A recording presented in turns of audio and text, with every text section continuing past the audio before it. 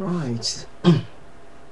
Well, we'll continue with our subject, letting the stress that we encounter refuel our passion for a fulfilled life. A series of clips ago, I talked about negative stresses when I was relating it to the myths that we commonly encounter. And I started with my own experience.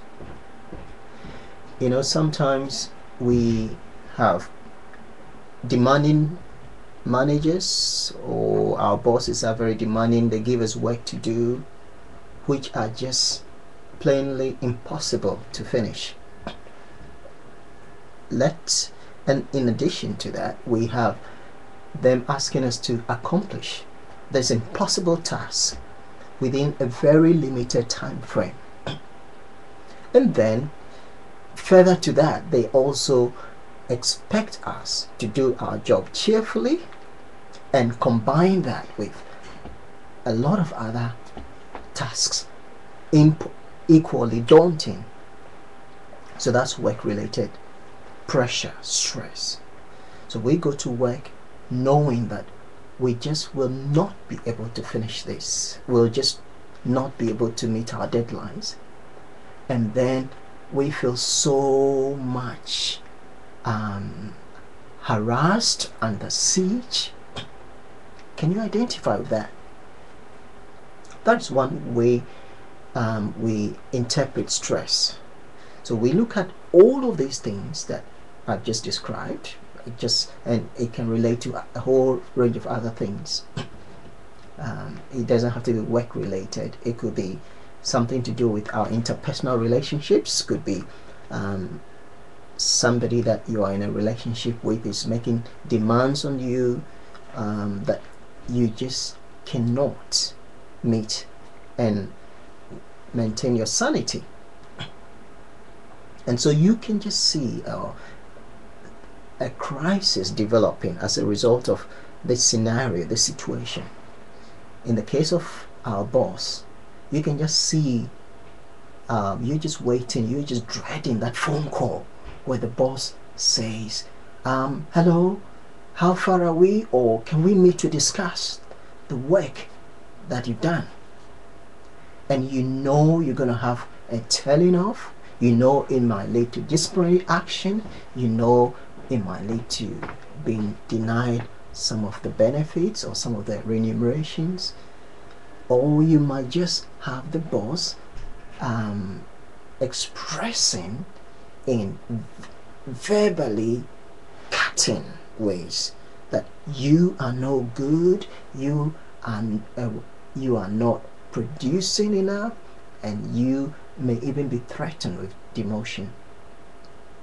And I'm just randomly bringing some of these situations that we, however our experience may be, we can relate to some of them, and we might be able to say, yes, that identifies, that relates to the kind of pressure I am going through.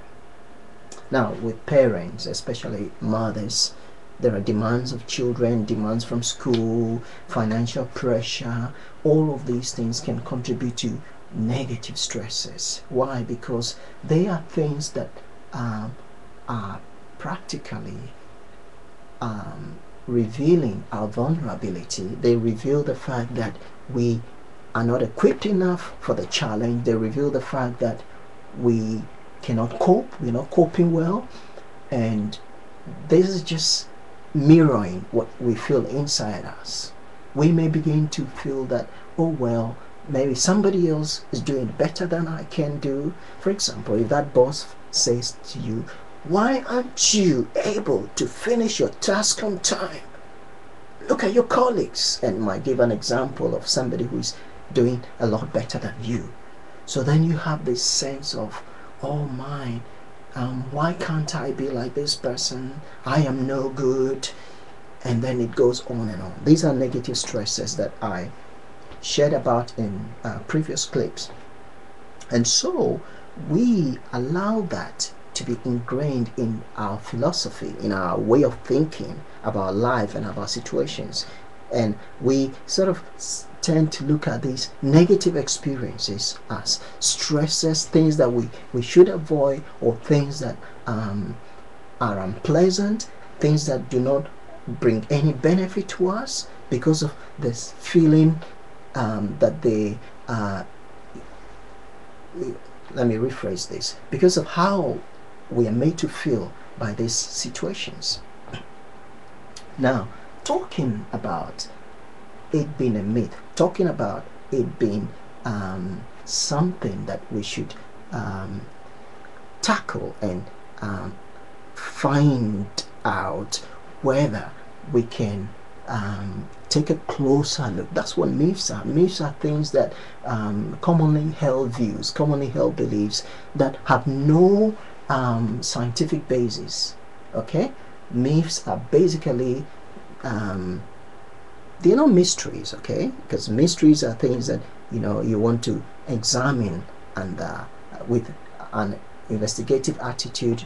But myths are basically views, beliefs. You've accepted that view, you've accepted that belief, but you do not have a scientific basis for it.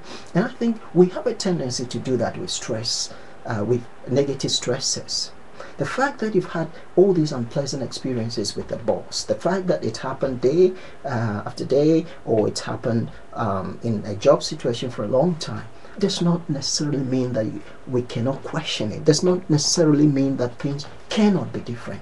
And that's what this clip is all about. When I talked about negative stresses previously, I said that why not take a different viewpoint? Why not look at it differently? And for example, see that, well, because of the pressure, because of the demand being made, I was able to do things that I wouldn't normally consider myself likely to do. Yes, I did not meet the deadline.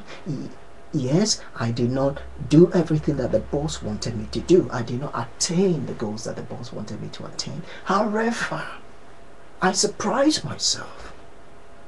I did better in this situation than I had ever done previously. I have coped better than previously. And focusing on the plus factor, focusing on the good that has come out of it, focusing on how much I have grown, how much I've become more matured, how previously a similar pressure would have just brought about a meltdown. But now I am actually able to handle myself better, put things together better. Yes, the boss is still not happy with me, but I am making progress. And that is just the context of this video. Now, I also refer to positive stresses, because one of the attitudes that I have found in my own experience is when I reflect on these unpleasant experiences, okay, the way I feel so bad, I feel so vulnerable because of the pressures that I've gone through. When I reflect on all that, I tend to spend more time looking forward to so-called positive experiences. I'll give you an example. Meaning, I tend to look forward to maybe times at work when the boss is gone to America, because we have a company in America, because I feel then I won't have so much pressure. And then all of a sudden, those 2 weeks are gone, and he's due back. And then all of a sudden, the pressure returns. And so I see those times when he's absent, that when he's not present, I see them as positive moments to look forward to, or moments away from that kind of demanding situation.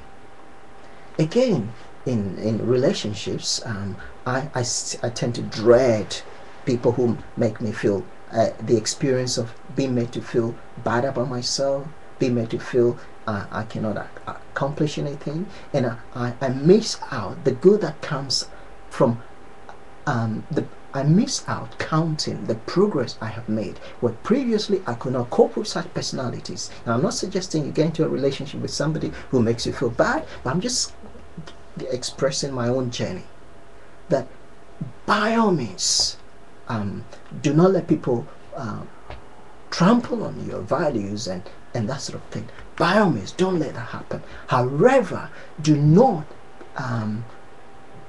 avoid such situations. So that's basically what I'm saying. I'm saying that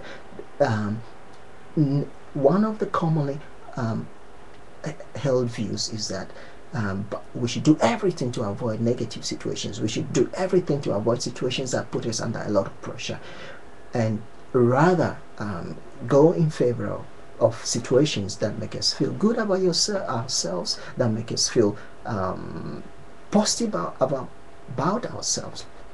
And I'm turning this around through these reflections and saying that don't miss out those useful lessons that come out of these negative situations. Rather than counting the negatives, count the maturity, the growth that is taking place even during the negative experience.